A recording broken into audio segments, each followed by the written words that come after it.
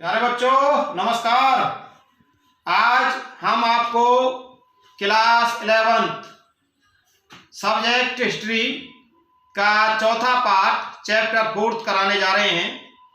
पहले 3 part video के माध्यम से पार्ट बना करके आपके पास हमने भेज दिए हैं और मैं उम्मीद करता हूं कि आपने वो तीनों चैप्टर वीडियो के माध्यम से मेरे लेक्चर्स आपने सुने होंगे और होमवर्क आपने घर पर ही रह करके किया होगा। होमवर्क में जैसे ऑब्जेक्टिव टाइप क्वेश्चन हैं और आपके लॉन्ग आंसर टाइप क्वेश्चन हैं, शॉर्ट आंसर टाइप क्वेश्चन हैं। इस तरह से आपने इन क्वेश्चनों के आंसर आपने याद किए होंगे। आपने एनसीईआरटी की बुक्स भी पढ़ी होगी, मेरे लेक्चर्स को वीडियो के माध्यम से सुना होगा। देखिए पहला पार्ट इतिहास का पहला पार्ट कौन सा था? वो था आपका from the beginning of time, समय की शुरुआत से। और दूसरा जो चैप्टर था वो था writing art and city life, लेखन कला और शहरी जीवन। तीसरा जो चैप्टर था वो था आपका एन अक्रॉस एम्पायर, 3 कॉन्टिनेंट्स, 3 महाद्वीपों में फैला हुआ साम्राज्य। तो उसके भी आपने क्वेश्चन आंसर याद किए होंगे, ऑब्जेक्टिव क्वेश्चन याद किए होंगे, कर रहे होंगे घर पे रह करके। और आज हम आपको इतिहास का कक्षा 11th का इतिहास का चौथा पार्ट कराने जा रहे हैं। और चौथा पार्ट जो है उसका नाम है सेंट्रल इस्लामिक लैंड्स, केंद्रीय इस्लामी प्रदेश या इस्लाम धर्म का उदय एवं विस्तार। ये 570 से 570 ईस्वी से आपको 1200 ईस्वी तक का इतिहास इसमें पढ़ाया जाएगा। तो इस्लाम धर्म का उदय एवं विस्तार 570 ईस्वी से 1200 ईस्वी तक। तो इस पाठ को हम आपको समझाने जा रहे हैं, कराने जा रहे हैं। ध्यान से सुनिएगा और अपने हाथ में एक नोटबुक और पेन भी जरूर रखें ताकि कोई इंपोर्टेंट बात आए या डेट आए उसे आप लिख लें। तो प्यारे बच्चों देखिए, सबसे पहले हम आपको इस्लाम धर्म को बताने से पहले, इस्लाम धर्म के संस्थापक पैगंबर मोहम्मद साहब थे, जिनका जन्म 570 ईस्वी में मक्का में हुआ था। लेकिन इनका विस्तार से इस्लाम धर्म के बारे में, पैगंबर मोहम्मद साहब के बारे में विस्तार से बताने से पहले हम आपको इस्लाम धर्म के उदय से पूर्व, इस्लाम धर्म के उदय से पहले अरब की सामाजिक, धार्मिक, आर्थिक और राजनीतिक दशा कैसी थी इसके बारे में हम बताएंगे। तो एक क्वेश्चन ये बनेगा शुरू में कि इस्लाम धर्म के उदय से पूर्व अरब में लोगों की सामाजिक, धार्मिक, आर्थिक और राजनीतिक दशा कैसी थी, इसका विस्तार से वर्णन करो। तो हम आपको इस्लाम धर्म के उदय से पहले अरब के लोगों की सामाजिक दशा के बारे में बताएंगे। तो प्यारे बच्चों, उस समय का जो अरब था इस्लाम धर्म के उदय से पहले 7वीं शताब्दी के आसपास का, तो बहुत खराब स्थिति थी, दयनीय दशा थी। और जो बददू लोग थे, वो अरब जो लोग थे, जो जिनको बददू लोग कहा जाता था, वो खाना बदोश का जीवन व्यतीत करते थे। चरागाह की तलाश में एक स्थान से दूसरे स्थान पर घूमते रहते थे और ज्यादातर वो आपस में छोटी छोटी सी बातों पर लड़ाई झगड़ा करते रहते थे। लड़ने झगड़ने में वो ज्यादा विश्वास करते थे। और एक बात ये थी कि ये जो बददू लोग थे, जो अरब समाज के जो लोग थे, वो कबीलों में रहते थे। कबीले होते थे और अलग अलग कबीले होते थे और हर कबीले का एक सरदार होता था, एक मुखिया होता था, जिसको शेख कहा जाता था। तो शेख क्या काम होता था? शेख का, शेख जैसे आपस में लड़ाई झगड़े होते थे तो उन झगड़ों का निपटारा करना और जो कबीले होते थे उन कबीलों में शांति व्यवस्था स्थापित करना, कबीले के जो लोग थे उनका ध्यान रखना।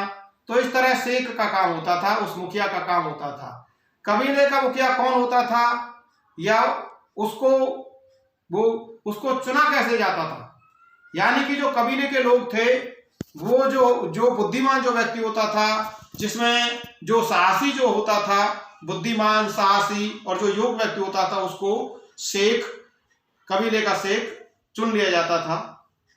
और कबीले का शेख तभी तक, कबीले का मुखिया रहता था जब तक कि लोग उसे पसंद करते रहते थे। जब वो लोगों के विरुद्ध काम करता था तो कबीले के लोग उसे हटा देते थे और दूसरा मुखिया या शेख चुन लिया करते थे। तो हम प्यारे बच्चों आज इस्लाम धर्म के उदय से पूर्व लोगों की, अरब लोगों की सामाजिक दशा के बारे में बता रहे हैं। तो सामाजिक दशा में सबसे पहला जो पॉइंट आएगा प्यारे बच्चों वो है फैमिली, परिवार। तो आप लिखते जाइए, इस्लाम धर्म के उदय से पहले समाज की स्थिति क्या थी, अरब में लोगों की सामाजिक दशा कैसी थी। तो सबसे पहला पॉइंट लिखिए परिवार। तो वहां की जो फैमिली थी वो जॉइंट फैमिली थी, यानी कि लोग संयुक्त परिवार में रहते थे, सभी लोग इकट्ठा रहते थे, जैसे दादा दादी चाचा चाची ताई वगैरह सब लोग इकट्ठा रहते थे। और उनके परिवार का जो मुखिया होता था वो वयोवृद्ध व्यक्ति होता था। सभी लोग उसके आदेश का पालन करते थे और उसकी आज्ञा का कोई भी व्यक्ति, कोई भी सदस्य उल्लंघन नहीं कर सकता था। आगे लिखिए स्त्रियों की स्थिति, पोजीशन ऑफ वुमेन। अरब के जो लोग थे वहां की स्थिति तो बहुत खराब थी हर दृष्टि से, लेकिन स्त्रियों की दशा भी अच्छी नहीं थी। स्त्रियों की दशा अच्छी नहीं थी, उन्हें शिक्षा नहीं दी जाती थी, उन्हें भोग विलास की वस्तु माना जाता था। यानी कि कुल मिलाकर के अरब समाज में इस्लाम धर्म के उदय से पहले स्त्रियों की दशा अच्छी नहीं थी। उन्हें पढ़ने लिखने नहीं दिया जाता था, भोग विलास की वस्तु समझा जाता था, मारा पीटा जाता था। आगे लिखिए शिक्षा, एजुकेशन। तो अरब समाज में इस्लाम धर्म के उदय से पहले की बात बता रहा हूं मैं, इस्लाम धर्म के उदय से पहले वहां शिक्षा भी बिल्कुल नहीं थी, शिक्षा नहीं थी, लोग अनपढ़ थे और इसलिए लोग वहां शिक्षित न होने की वजह से पिछड़े हुए थे। यानी कि ज्यादा तो लोग अनपढ़ थे, स्त्रियों की शिक्षा की ओर कोई ध्यान नहीं दिया गया था। आगे लिखिए लोगों का नैतिक स्तर, यानी कि स्टैंडर्ड ऑफ पीपल्स मॉरलिटी बिल्कुल नहीं थी लोगों के अंदर। लोगों का नैतिक स्तर बहुत ज्यादा गिर गया था, लड़ाई झगड़ा करते रहते थे, झूठ बोलते थे, आपस में लूट मार करते रहते थे। तो ये शिक्षा की वजह से था, क्योंकि शिक्षा नहीं थी, बहुत ज्यादातर लोग अनपढ़ थे, शिक्षित नहीं थे, इसलिए शिक्षा न होने की वजह से वहां के लोगों का नैतिक स्तर भी गिरा हुआ था। अगला लिखिए मनोरंजन, इंटरटेनमेंट्स, ये भी सामाजिक जीवन में आएगा मनोरंजन। तो वहां के जो लोग थे, अरब समाज के जो लोग थे वो मनोरंजन प्रिय थे। वो मनोरंजन कैसे करते थे भाई, जैसे नृत्य, गान, आपस में पशुओं को लड़ाना, शिकार खेलना, जुआ खेलना, ताश खेलना, तो ये उनके मनोरंजन के साधन हुआ करते थे। आगे लिखिए वेशभूषा और भोजन, ड्रेस एंड डाइट, वेशभूषा और भोजन। अरब समाज के लोग उस समय कैसा वस्त्र पहनते थे, क्या पहनते थे भाई, जो पुरुष होते थे वो लंबा कुर्ता और पाजामा पहनते थे और कुर्ते के ऊपर ऊंट की खाल से बना हुआ वो एक चोला सा पहनते थे। कुर्ते के ऊपर ऊंट की खाल से बना हुआ चोला भी पुरुष लोग पहनते थे। और जो महिलाएं होती थी वो कमीज पहनती थी और सलवार पहनती थी। अब रही बात भोजन की, डाइट की, अरब समाज के जो लोग थे उनका प्रमुख भोजन जो था वो खजूर था। खजूर वहां अरब में बहुत ज्यादा होता था। इसके अलावा फल सब्जी भी, फल केला वगैरह, या जो वहां के जो लोग हैं खुमानी, सेब, बादाम, अंगूर वगैरह भी वो लोग खाया करते थे। लेकिन खजूर और दूध, जैसे कि भाई वो लोग ऊंट वगैरह रखते थे, भेड़ रखते थे, बकरी रखते थे, भेड़ ऊंट इस तरह से ऊंटनी का और भेड़ का, बकरी का वो लोग दूध पीते थे और ऊंट का कुछ लोग मांस भी खाया करते थे, भेड़ बकरी का भी मांस खाया करते थे। तो इस तरह से वहां के लोग, कुछ लोग शाकाहारी भी थे, कुछ लोग मांसाहारी भी थे। तो इस तरह से वहां का ये भोजन हो गया, खुमानी, सेब, अंगूर, केला, बादाम वगैरह। आगे लिखिए दास प्रथा, ये भी समाज के अंतर्गत आती थी, क्योंकि वहां अरब में दासों की संख्या भी बहुत ज्यादा थी। जो अमीर लोग जो थे वो दास रखते थे, जिनको युद्धों में बंदी बना लिया जाता था उनको बंदी बनाए गए लोगों को दास बना लिया जाता था और उनसे बहुत सारा काम कराया जाता था। दासों की स्थिति बहुत ज्यादा खराब थी। तो ये आपकी सामाजिक जीवन से संबंधित बातें हैं। अब हम आपको नेक्स्ट कराएंगे इसको, मतलब दूसरा जो पॉइंट है वो डाल लीजिए आप, इकोनॉमिक लाइफ, आर्थिक जीवन। यानी कि इस्लाम धर्म के उदय से पहले अरब के लोगों का आर्थिक जीवन कैसा था, इकोनॉमिक कंडीशन कैसी थी उनकी, आर्थिक जीवन कैसा था। तो हम बताएं प्यारे बच्चों, आर्थिक जीवन कैसा था। आर्थिक जीवन उनका अच्छा नहीं था, क्योंकि रेतीली जमीन थी, भूमि बंजर थी, बारिश नहीं होती थी, फसल अच्छी नहीं होती थी, खेती अच्छी नहीं होती थी, इसलिए उनकी जो आर्थिक दशा थी वो ठीक नहीं थी। केवल पशु पालते थे, भेड़ बकरियां ऊंट वगैरह पालते थे, इनसे अपना वो गुजर बसर करते थे। व्यापार भी उनका कोई उन्नत दशा की तरफ नहीं था। आगे अब हम इनका पॉइंट वाइज लिखेंगे। आर्थिक जीवन में सबसे पहला जो पॉइंट आएगा वो है कृषि, एग्रीकल्चर। तो हम बता रहे हैं आपको कि उनका जो आर्थिक जीवन ठीक नहीं था, क्योंकि हालांकि जो कृषि थी वो ठीक नहीं होती थी, क्योंकि वर्षा नहीं होती थी, रेतीली जमीन थी, उबड़ खाबड़ इलाका था और बारिश नहीं होती थी, कोई नदी नाले नहीं थे, पानी का अभाव था, इसलिए वहां कृषि अच्छी नहीं होती थी, भूमि अनुपजाऊ थी। आगे लिखिए, वैसे उनका जो प्रमुख जो खेती में जो प्रमुख जो फसल थी वो खजूर थी। खजूर के पेड़ की जो छाल थी, छाल बहुत इंपोर्टेंट थी। खजूर के पेड़ की छाल से वो लोग चटाइयां बनाते थे और रस्सियां भी बनाने का वो लोग काम करते थे। आगे लिखिए, अगला पॉइंट है आपका पशुपालन। देखिए, जो अरब लोग थे वो पशु पालते थे। पशुओं में ऊंट, भेड़, बकरी बहुत ज्यादा पाला करते थे, वो विशेषकर ऊंट, क्योंकि उसमें अरब में ऊंट को रेगिस्तान का जहाज कहा जाता था। ऊंट इंपोर्टेंट इसलिए है क्योंकि वो कई दिनों तक भूखा रह सकता है, एक दिन में कम से कम 160 किलोमीटर तक चल सकता है, एक दिन में 160 किलोमीटर तक ऊंट चल सकता है, कई दिन तक प्यासा रह सकता है। तो इस तरह से बददू लोगों का जो पशु पालने का बहुत ज्यादा शौक था, ऊंट बहुत ज्यादा पालते थे, और जब शादी होती थी तो शादी और ब्याह में वे लोग ऊंट को दहेज के रूप में भी वो लोग दिया करते थे। तो ऊंट जिसके पास नहीं है तो उसका जीवन भी बेकार माना जाता था। आगे लिखिए, व्यापार। देखिए प्यारे बच्चों, व्यापार उनका कोई खास नहीं था।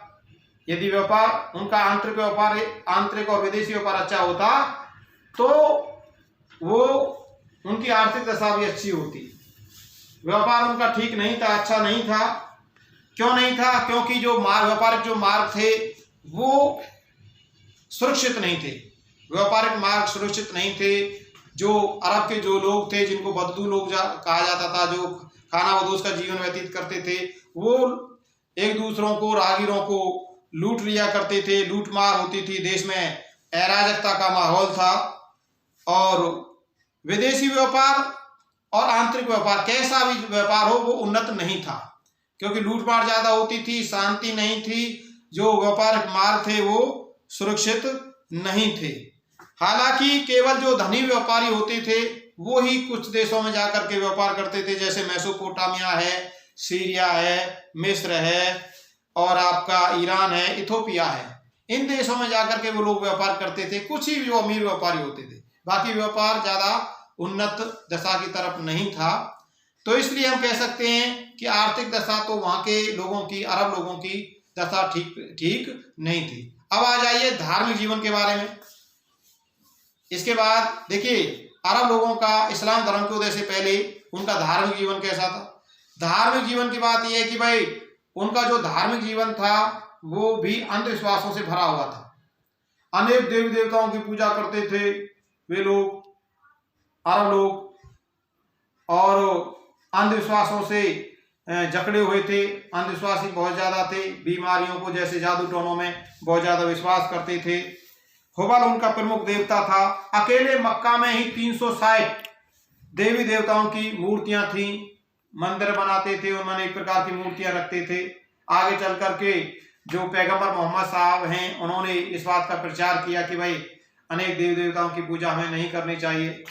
तो उनका विरोध भी हुआ मक्का के अंदर, क्योंकि कुछ जो रूढ़िवादी जो लोग थे, जो अंधविश्वासी जो लोग थे, उनको पैगंबर मोहम्मद साहब की बातें अच्छी नहीं लगी। तो धार्मिक जीवन में भी कई दोष थे, जैसे जादू टोनों में विश्वास करते थे, अनेक देव देवता की पूजा करते थे, अंधविश्वासी थे। तो ये उनकी धर्म से संबंधित बातें हैं। अब आ जाइए राजनीतिक जीवन, पॉलिटिकल लाइफ। तो प्यारे बच्चों, राजनीतिक जीवन की बात बताने से पहले हम आपको बताएंगे कि उनका जो राजनीतिक जो ढांचा था वो भी ठीक नहीं था। राजनीति के बारे में उनको वैसे कोई खास जानकारी नहीं थी। हालांकि जो अरब समाज था वो कई मतलब कबीले होते थे और कबीलों में समाज बटा हुआ था। हर कबीले का एक सरदार होता था जिसको शेख कहा जाता था। उसका चुनाव उसकी बुद्धिमत्ता और साहस के तौर पर किया जाता था। जो बुद्धिमान होता था, जो साहसी होता था, जिसमें नेतृत्व करने की क्षमता होती थी, उसको कबीले के लोग मिलकर के अपना